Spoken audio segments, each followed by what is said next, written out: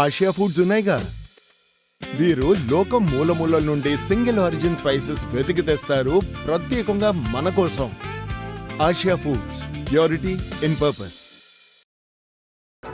ఏపీకి వెళ్దాం. ఏపీలో సంచలనం సృష్టించిన కాదంబరి జత్వానీ కేసు ఇప్పుడు కీలక పరిణామం చోటు చేసుకుంది. కేసులో ఐపీఎస్ అధికారులు కాంతిరాణా తాత ఇక విశాల్ గున్నీలపై ఉన్న సస్పెన్షన్ ను త్వరలోనే ఎత్తివేసే అవకాశం అయితే కనిపిస్తుంది.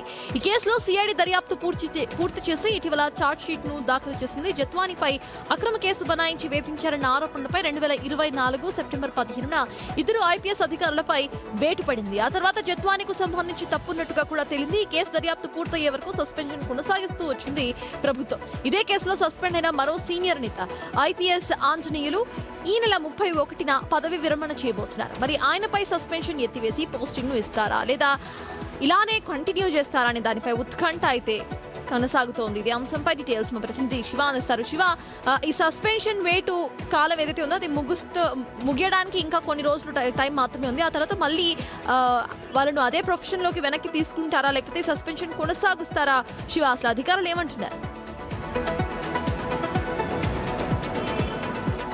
ప్రధానంగా చూసుకుంటే సీనియర్ ఐపీఎస్ అధికారి రాణాకు సంబంధించి అలాగే విశాల్ గున్ని వీరిద్దరిని కూడా 2024 సెప్టెంబర్లో సస్పెన్షన్ చేశారు జత్వానీ కేసులో.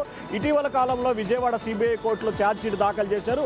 దీంట్లో జత్వానీ తల్లిదండ్రులు, జత్వానీ పాత్ర ఉన్నట్లు కూడా ఛార్జ్షీట్లో నమోదైంది. అలాగే సీనియర్ ఐపీఎస్ అధికారులు ఇద్దరు ఎవరైతే ఉన్నారో వారి తప్పిదం లేనట్లుగా కూడా ఛార్జ్షీట్ దాఖలు చేసిన నేపథ్యంలో వీరిద్దరిపై సస్పెన్షన్ ఎత్తివేసే దిశగా ఏపీ ప్రభుత్వం నిర్ణయం తీసుకుంది. ఇప్పటికే న్యాయ నిపుణులతో సంప్రదింపులు జరిపినట్టు తెలుస్తూ ఉంది.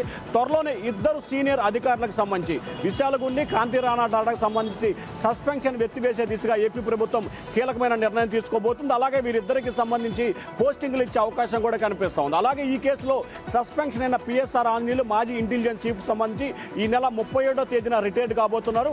అయితే ఆయనకి రిటైర్మెంట్ లో ఒక పదవి ఇచ్చే అవకాశం కూడా కనిపిస్తూ ఉంది. అయితే ఆయనపై 2 కేసులు నమోదైన ఆయనపై సస్పెన్షన్ ఎత్తివేస్తారా? ఒకవేళ ఈ కేసులో సస్పెన్షన్ కనుక ఎత్తివేస్తే ఏపీపీఎస్సీ కుంభకోణంలో కూడా ఆయన సస్పెన్షన్ అయ్యారు. మరి ఈ నేపథ్యంలో ఆ కేసు ఏ రకంగా కొనసాగబోతుంది అనేది కూడా ఏపీ ప్రభుత్వం న్యాయ నిపుణులతో సంప్రదింపులు జరుపుతుంది. ఒకవేళ కనుక ఏపీపీఎస్సీలో ఆయనపై సస్పెన్షన్ ఎత్తివేయకపోతే సస్పెన్షన్లోనే పిఎస్ఆర్ ఆంజనేయులు రిటైర్ అయ్యే అవకాశం కనిపిస్తూ ఉంది.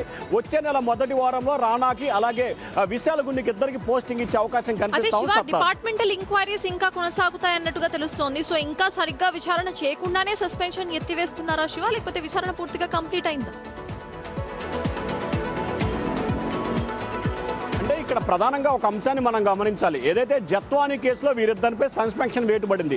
జత్వానీ కేసుకు సంబంధించి విచారణ పూర్తయ్యే వరకు వీరిద్దరిపై సస్పెన్షన్ కొనసాగిస్తూ 6 నెలలకు ఒకసారి గత 2 సంవత్సరాల కాలంగా పొడిగిస్తూ వచ్చారు. సో ప్రస్తుతానికి జత్వానీ కేసు సంబంధించి ఛార్జ్ షీట్ కూడా కోర్టులో సబ్మిట్ చేశారు.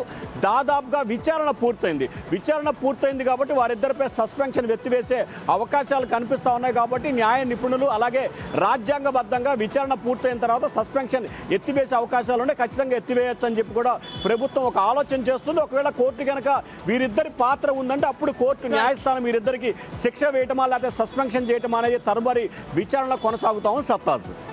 Thank you Shiva. Departmental enquiries ఇంకా నడుస్తున్నాయి. రైట్ నౌ సస్పెన్షన్ కి సంబంధించిన ఆ టైం ముగియడం కారణంగా వారిని మళ్ళీ విధుల్లోకి తీసుకోవచ్చు. సో విధుల్లోకి తీసుకునే దిశగానే గవర్నమెంట్ ఆలోచన చేస్తోంది.